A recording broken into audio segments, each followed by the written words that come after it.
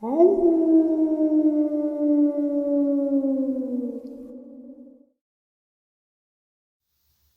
and salutations, everyone. I hope everyone is still doing well, and welcome to today's bonus upload. Before we jump into it, a couple links. As many of you know, I rely on Patreon, PayPal, channel membership, and the merch to help the channel to continue to grow and go. Links to Patreon, PayPal, and channel membership is in the description below. Merch displayed directly under the video. Also, Dogman Frightening Encounters, Volume 1 through 3, the audiobook versions. They were written and researched by Tom Lyons, narrated and produced by me, Jeff Nadolny. Those audiobooks are available on Audible, Amazon, and iTunes, links to which are also in the description as well. And finally, last but definitely not least, if you'd really like to help support the channel to continue to grow and go, simply subscribe. It does not cost a cent. Click the like button, takes half a second. If you don't want to miss out on any of the informative uploads I put out daily, click that bell icon, and folks, please leave a comment. Why? Well, because all of these things really do help this channel to continue to grow and go. And yes, folks, they definitely do matter. Now, everyone, I have taken far too much of your time. Let's jump in to today's bonus, shall we?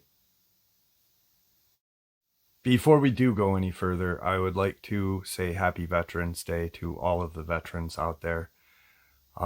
Thank you for everything that you have done for this country. Thank you for putting your lives on the line to keep our freedom and our rights that we have and sometimes take for granted. It is because there are people out there like you guys that are willing to put your lives on the line for us. And I do appreciate that. I appreciate all of you. So thank you. Also, this interview was 4 years ago with a dear friend of mine, Luke. This was the first interview that I ever did with him where he actually shared all of the information, the walking wolves, his friendship with a Sasquatch, his grandfather's death, and much more. And I stumbled upon it this evening or a little while ago, and I was like, whoa, this is 4 years old. I forgot all about this. I have it saved in an audio file, and it just really was like, wow, I couldn't believe it. And to be honest with you, it was 4 years old 2 days ago. That's pretty awesome. And it just popped up today. I was looking through some video clips and audio feeds that I have saved, and I was like, I gotta share this with you guys. Let's get into it. All right, everybody. Today, like I said last night, I was going to have Luke from Taylor, Mississippi on. He and his family have been plagued by the walking wolves throughout the years on his property. He also had a childhood friend that was a Sasquatch. I will leave links in the description below for all of the uploads concerning him. So without further ado, what I'm going to do is I'm just going to give Luke the floor. And Luke, the floor is yours. Hello, guys. Hi, everybody. I'm Luke. It's good to be back. So I want to start off by saying that the last time that I heard my encounter, I actually went through the comments and I heard some questions, so which caused me to do some further investigating towards my family's past, because one of the questions that I did see was that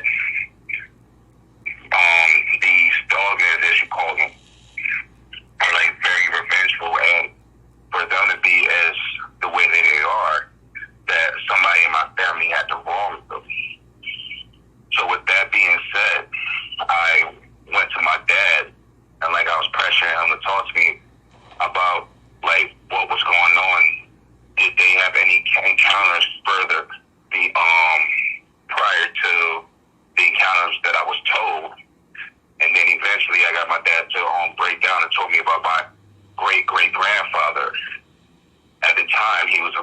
officer, and he was only a police officer for 6 months. The reason why that was is he had got a call one day, some kind of disturbance that they needed a patrol car to go over there and take a look. So when he got there, this was a story that was told from him to his wife, son over her. But anyway, let me get back to it. So he goes there to a house or a property, however you want to call it, and then he saw what appears to look like a bear. So what he did was he turned his sirens on and tried to get the scarab to go away. But it did not do that. It turned around and it stood up. So as he did that, he realized that it wasn't a bear. So he took a couple shots at it, and the thing took off. And then he got in his police car, drove, turned his badge, his gun in, told him he quit, and he never went back. And he only had 6 months on the job. So what he told his wife was it was a deformed bear. When in actuality, to him, it was probably a monster. So fast forward, when he was talking to his wife, my great-grandfather at the time was like around maybe 12 or 15, one of those. He overheard the conversation between his dad and his mom. So he asked his mom about it, and she told him like certain things. Like that your dad saw a deformed bear, and it really scared him. So fast forward, maybe about I'll say almost about 10 years, about 10 years go by, and then that was the incident that happened to my grandfather at the time when he ran into those walking wolves in the woods, and then his father taking a shot at it, now realizing that his father knew what it was, but then say nothing about it. And another thing, I know the story about, I pretty much know the story about, like, what happened to my grandfather, what happened to my friend. So after speaking with William or Victor, he gave me area where they send my friend to. So after that, for like a few weeks, I've been doing some researching, looking for like sightings, this, that, and the third, because the area that he told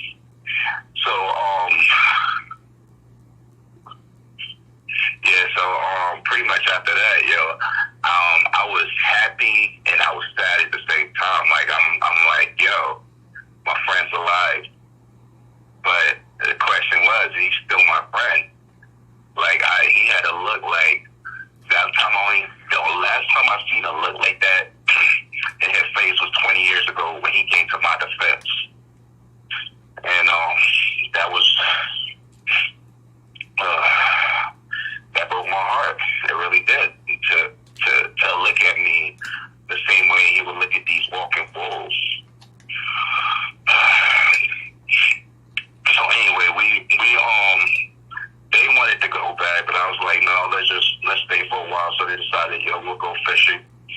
So we went the opposite way to a creek not too far, and we went fishing. Like I said, we caught some bass and trout. It was pretty much, I was actually starting to enjoy myself, even though I still had that in the back of my mind. It was relieving. I felt a little relief, I should say.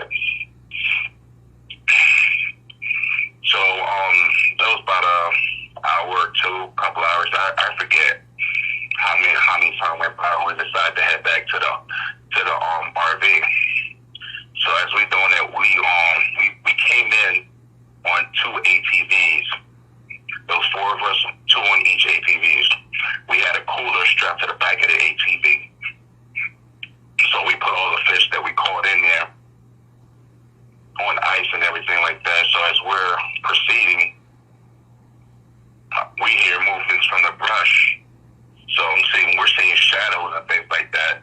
So at the time, I see like a slender type figure, like agile. So my initial thought was one of those walking wolves. And at the time, all our high-power rifles were in the RV. One thing we had was hand pistols. Like, to these things are freaking pea shooters. It's just gonna piss it off. So, as it got to the edge of the brush, it takes a leap to the middle of the trail that we was in, and it was not one of those walking wolves. It was actually a werewolf. My first time ever seeing one. I never seen one. My 40 years life that I lived, never seen one of these things. And these things are more scarier than these damn walking wolves. The reason why I say that, it looks like they have a human-like intelligence behind them. So as we're picking up speed, our ATV goes up to like 50, 55, and we're about to cap it. The thing catches up to us in no time, grabs the cooler off the ATV to the point that the ATV lifts up, and between the 2 guys and the ATV, you're looking like around damn near about 600 pounds. Lifts it up like it's nothing. The bag comes up, the racking on it snaps, it stops. The ATV drops back down and does like a fishtail motion, and they're trying to keep it under control. And as I'm looking back, this thing was laughing. Like, I got your food, what are you gonna do? So I'm like, wow. Yo, this is crazy. It's time to go. I can't take any more of this. So eventually we left that night, and then on our way home, I received a phone call from my wife that there were some people on our property and stuff like that. So I told her, because at this time she wasn't there, she was out with a relative.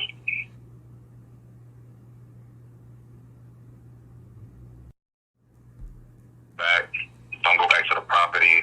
I'll be home in X amount of time. So we get there, we drop everything off, We drop our friends off, come back to the house. Haven't been in the house, not even 30 minutes, people come knocking on our door. Like, don't know who they were, what they want. So I go to the door with one of my handguns, and at the end of the day, I don't know what to expect. It was on my property when we wasn't there. So supposedly they're special agents.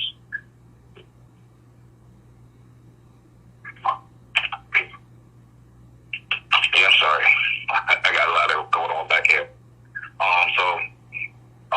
Especially, so they called themselves to be special agents, so they was questioning me, interrogating me.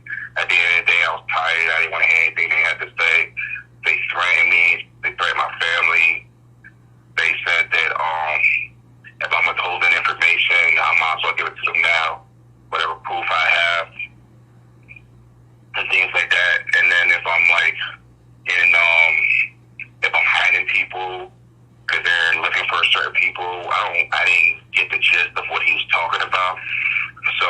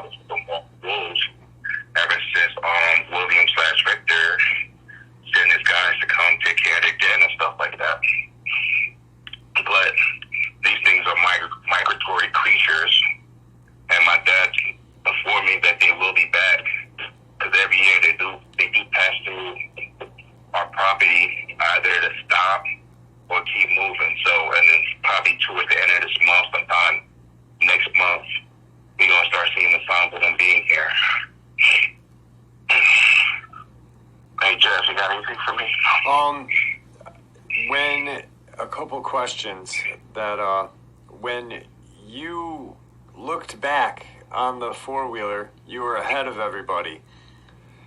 You had stated that when the werewolf had grabbed the rack and it had the cooler in its hand, it kind of smiled at you. Can you kind of describe what that smile looked like a little bit for us? Yeah, it's like pretty much like, you know how you smile like, yo, you think you got a fast, you pulled a fast one. I'm the one who had the last lap, as if we thought that we could actually outrun him.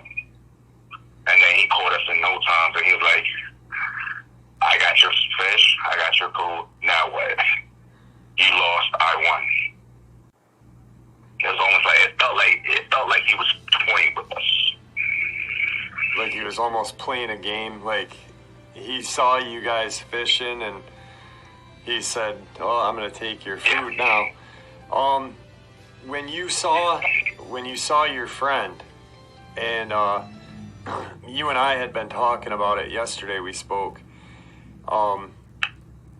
that's when you were like, I think, or I know why he was so aggressive was because of the bullet wounds that were in his body.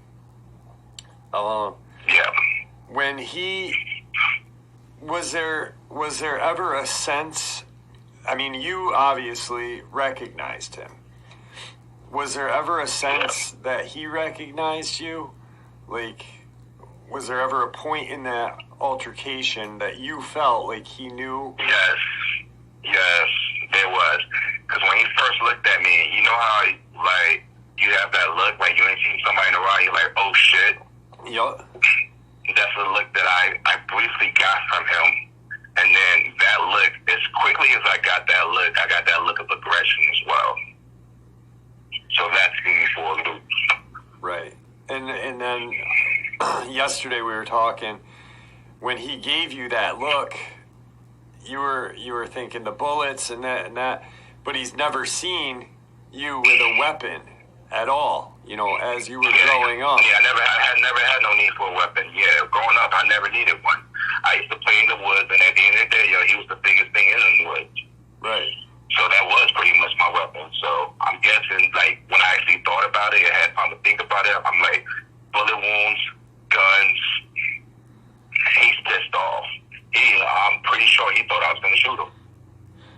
Now, when you said family, what detail or what entails the family? Was it him and what else? It was him and two others. There was about a list of them, yo.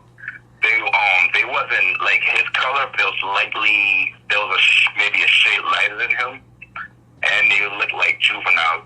They was at least about, I would say, maybe 6 feet, and they stayed hidden. I knew where they was at, because when they got our attention before he came up on us, because he flanked us from the back. And then he ran into us from the back. Okay. So I'm thinking that those are his kids, his offspring, his children. Yeah, he was probably taking them out. So I'm not. Yeah, and also another thing with that being said, being that they're juvenile kids, I also think that's another form of why he was so aggressive too. Because his children was there, he didn't want his children to be in danger, and he didn't want children to associate us as friends, and then his children come out on another human, and then ends up getting shot and killed. Yeah. When you guys first went out there, your first night, before you made contact with him, was there any hooting or was there any noise that you heard that you felt he was going to be out there? No, I didn't hear no noise. I heard all just the regular sound of nature, okay. The animals, the crickets, all of that stuff. I didn't get a telltale sign of because I consider them alpha apex predators, dogman, werewolves, Bigfoot.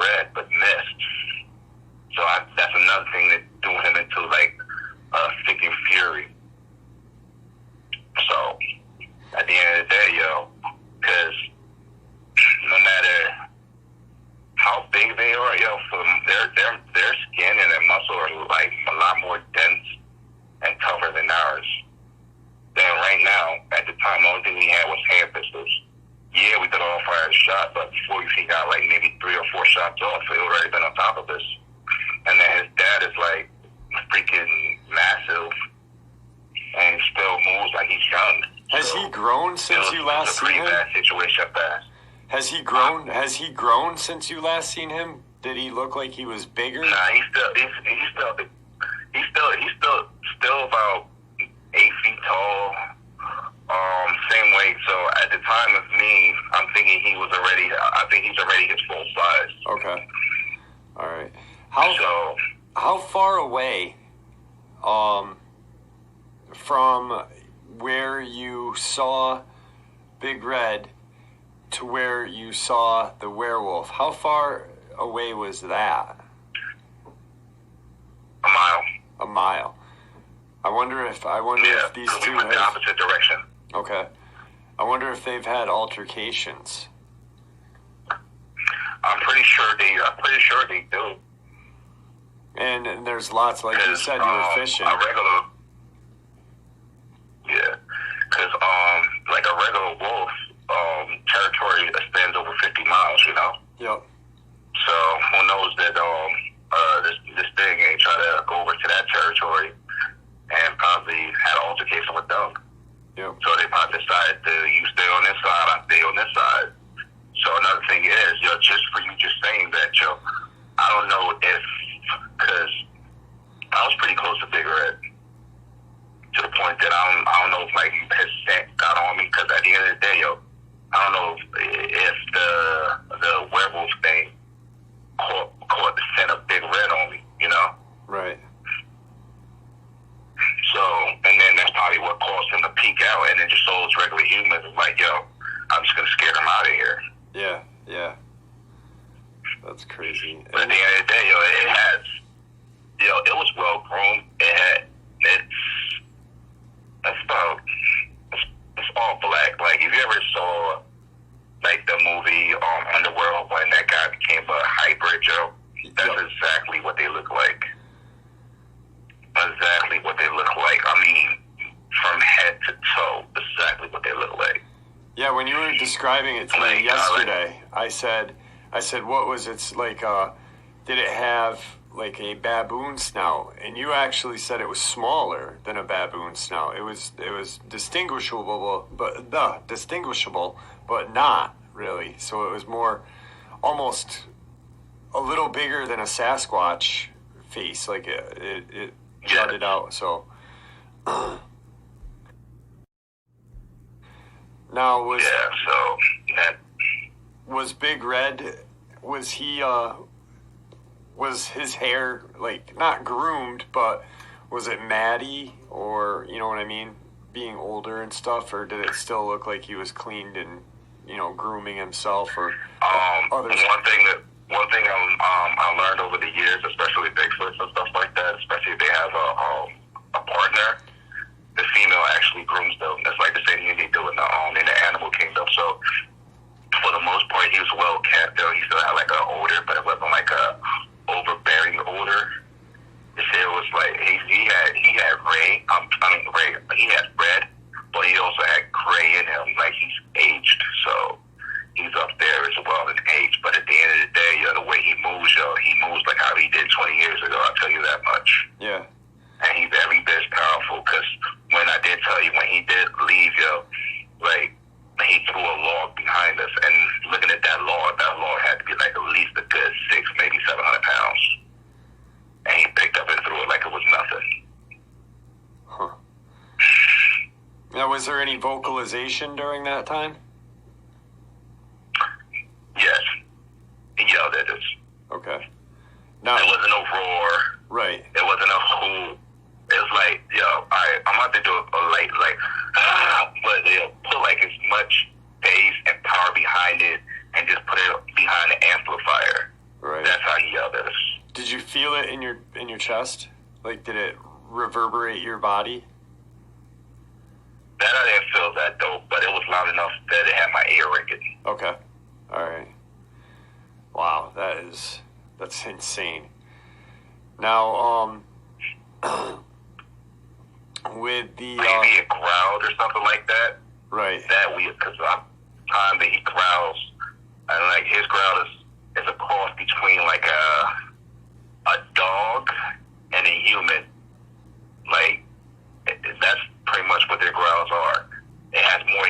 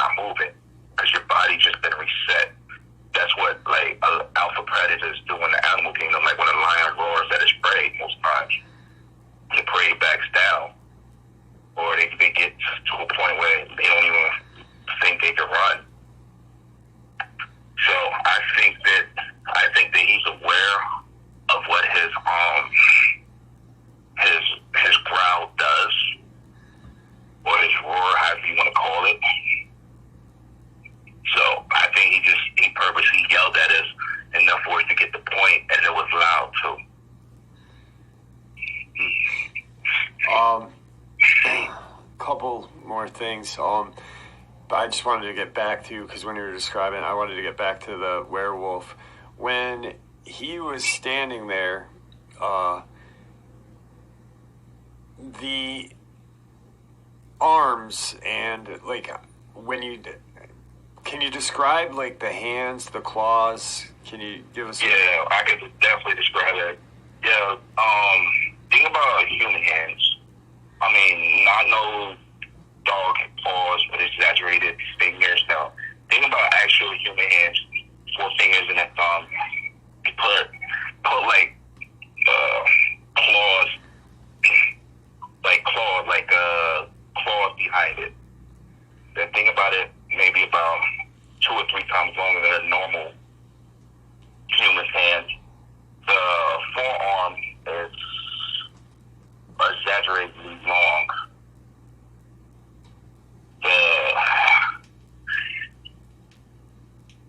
The pecs, human-like. The stomach, human-like. The male features is pretty much human-like. It doesn't have doesn't look like a dog's features, if that makes any sense. Yeah. I've heard, I mean, we've gotten a couple of different, encounters, but they all seem to sound the same, like it's across, when they're talking about their genitalia, it's more like a cross between a dog and a human. That's crazy.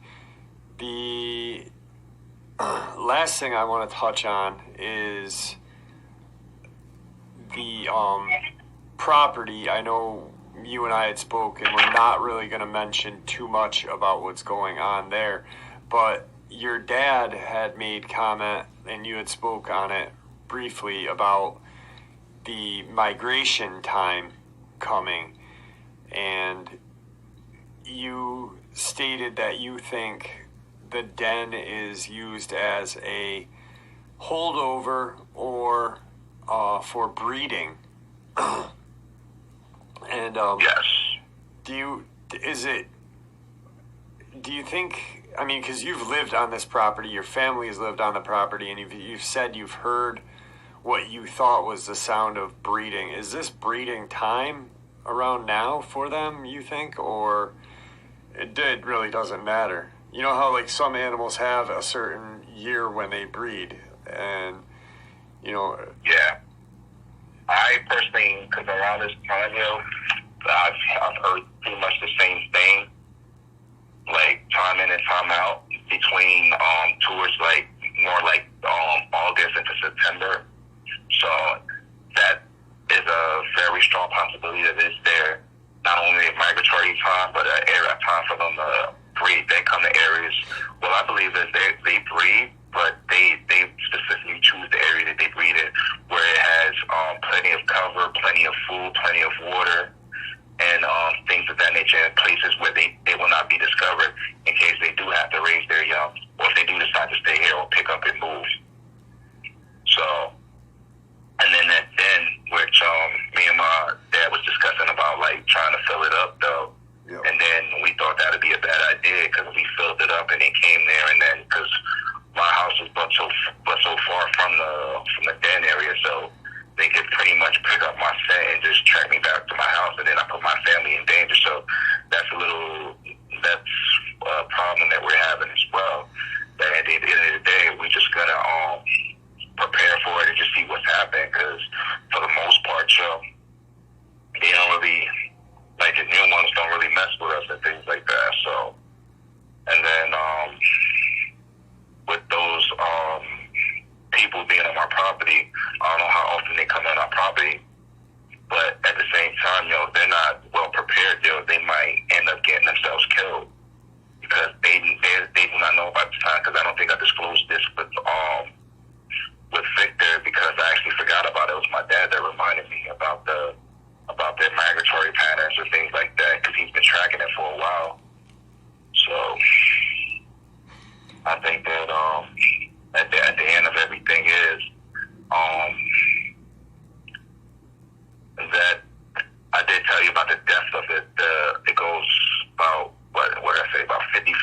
About 50 feet, yeah. inwards. Yep. And then At a deep angle, right? At like a deep angle where you'd have to, like, if you fell, you'd almost fall like you were falling in a pit, kind of, right? Yeah. You'll slide down. It's like you'll still be grabbing onto something, but you won't be able to get grip if you stop yourself from moving. You'll need a rope or one of those escape ladders. Yep. That you put over your window and stuff like that to climb down. Because at the end of the day, it's on a steep angle. Unless you got one of those hiking, mountain climbing boots with the spikes, and they might be able to stick your feet into the soil, and hopefully it stops you there. Because yeah. All right.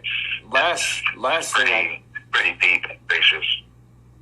Last thing I want to ask you, unless you have anything else you want to share after, when you had your encounter with the Dogman walking wolf, and that I love how your family has called them the walking wolves, because I think it fits the Dogman better than anything. You know, I think it's a proper name for them. Yeah, because I think the reason why we call them that is because they're wolves and they freaking walk like men. Yeah.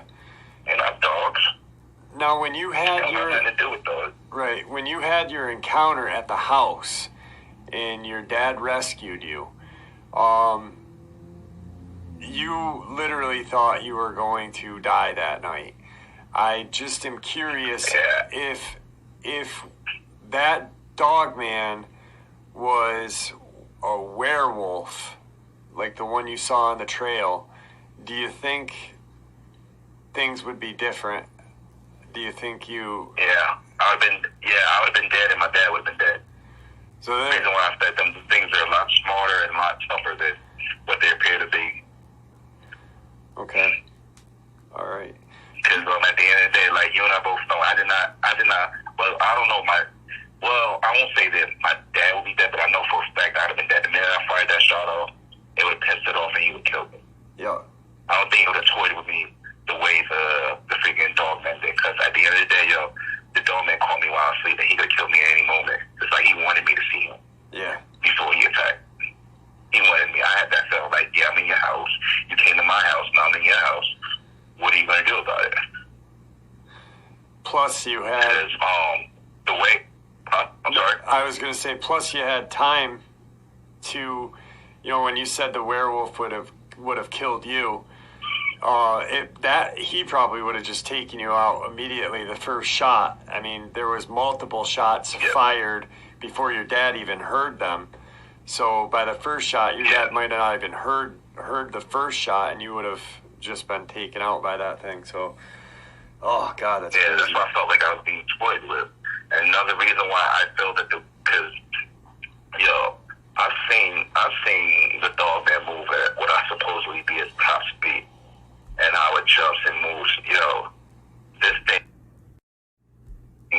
This werewolf thing is twice as fast, twice as agile, and it's like it has like a sharp finesse. And when it jumped about 20, 30 feet from where it was at, and like it landed close. We didn't hear no impact at all on how it landed. Like it landed like a cat does when it jumps off of something.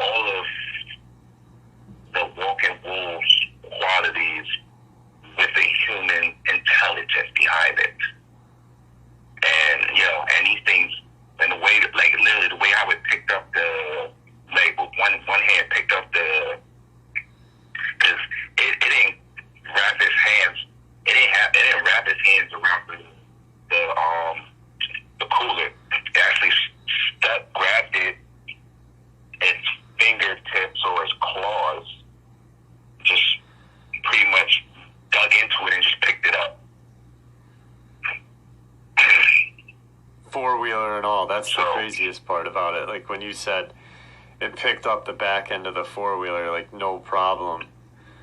And it was smiling at you. That's insane. Right. Well, I want to thank you for coming on. I appreciate everything. You know, I appreciate that you reached out to me a while back. I really appreciate that you keep us in the loop. I know a lot of people tune in to hear. I actually, the Taylor, Mississippi, the first encounter that I did when it was all combined, I think that's one of my top viewed videos for a while now. And you know, it's people. I think people realize that Mississippi and, you know, Virginia, North Carolina, the areas in the South are a hot spot. And you know, just like when you talk when you talk about Sasquatch, you automatically think of the Pacific Northwest, and you know, Dogman and werewolf would be the southern states. Yes, we have them up here. Yes, they have them in Michigan. But with the LBL, you know, I think there's just a lot. Like you said, they're migratory. They're just traveling all over, just, you know, hunting food and hunting a way of life. And I think where you were in Georgia is a perfect place. You've got water, you've got caves, you've got everything. Oh yeah, the caves. We saw a few caves actually from a distance. Right. So depending on what side we are, because at the end of the day, all three of them are there. If you got a Sasquatch, you got a werewolf, then you definitely got a walking wolf as well. I think they're sharing that territory. They don't call it, you don't mess with, you don't come over here, we ain't gonna have no problem. I don't come over there, no problems. Right. Because it's like, it kind of, if I was to take a guess, you know, and so if you just draw a triangle, the top of the triangle is where the Sasquatch is. The bottom left of the triangle is where the red with the walking wolf. So I'm thinking the far right would be where probably his Dogman is, because at the end of the day, this was two different points, and there was a third point. But after that second encounter, I'm like, yo, we're not gonna be as lucky as this time, man. By no means, I don't want anybody to think that I'm fearless and this and that. Every day I've seen them quite a bit, and they still scare the shit out of me, man. Time I was in the bathroom, I freaking pissed myself. I ain't mentioned it last time, but I did soil myself. So at the end of the day, every time you gotta look at something that supposedly is not supposed to exist, even if you've seen them for like 20 years now, I can look at a lion and be like, oh, it's a lion. But at the end of the day, you can't get used to. You can't get used to looking at these things and thinking that it's normal, even though they are flesh and blood creatures. I've seen feel that plenty of times. Right. So at the end of the day, some things are dangerous, extremely dangerous. Like, my thing is you'll have more problems with a walking wolf than with a werewolf for the most part, yo. I think the werewolves are just solitary creatures that don't really like want to be out anywhere, but the walking wolves are freaking curious by nature. Yeah. Yeah. I think the like you said, like the Sasquatch and the werewolf, being that they have the human qualities, they act more like we would. They just kind of want to do what they do and live their life, you know, and really not have an interaction. And the Dogman are just living on basic instinct, you know, and just they're like the punk scourge of the woods, I guess. If Sasquatch and the you know, they're just living off instinct, like just turmoil almost. You know, you don't hear anything about, you know, they're always fighting or hunting or causing terror. You know, it's like that's their goal, their main goal, it seems. Yeah, you don't ever hear of helping anybody. You hear cases of werewolves helping Victor. They didn't have to help them. They helped them. They kept them safe. You hear cases of Bigfoot coming on the defense of humans, help them save their lives, depending on overturned cars, flip cars over, carry people. Like I think, like you got good people, you got bad people. You got good Sasquatch, you got bad Sasquatch. At the end of the day, you got a walking wolf that doesn't know how to differentiate from what's right and what's wrong. At the end of the day, he knows that he's on the top. He's a top apex predator. He's a top apex predator, and nothing really is gonna mess with him. Yep. So they really have no fear. They don't have no fear, so why would they have any more? It's because more comes with fear. Yeah. No consequences, repercussions. There's no consequences, repercussions to their actions. They're just a wild animal. That's it. They're just a wild animal. So, well, all right, brother. I appreciate you coming on today, and I hope that your family is and stays safe throughout the next couple of months. Like you said, your dad thinks they're going to be migrating through, and you know he's lived on this property, and you know he's a couple years older than you, so he knows a little bit more than you. And I'm sure there's stuff that he's heard he got from 20+ experience on me. Right, and I'm sure there's stuff that he's heard from, you know, his dad that he still hasn't shared with you yet. So I really pray for. I'm pretty sure because it took a lot to get that bit of information out of him. Right. And I also have the feeling that I'm not getting all the information that I need. So at the same time, I'm giving some time to see if he's gonna come to me. But at the end of the day, I know my dad. I know when he's withholding something, he thinks that he's pretty good at holding shit, but nah, he's not. Yeah.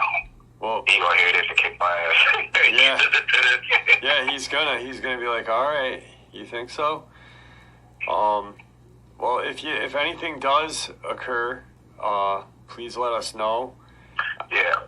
And Yeah, what I plan on doing, like we discussed this already, for your listeners is, I do plan, like if they do, actually when they do migrate to, and they do their mating calls and stuff, I'm gonna try to see if I can have that recorded, so you can play it for your listeners, so you can know what they sound like, so if you're ever here, something like that in your neighboring areas to stay far, far away from it. Right. Because one more thing I do want to mention, and I heard this from a friend who actually has encounters and stuff with them. During this season, if they are mating, they are highly, highly, highly aggressive. Highly.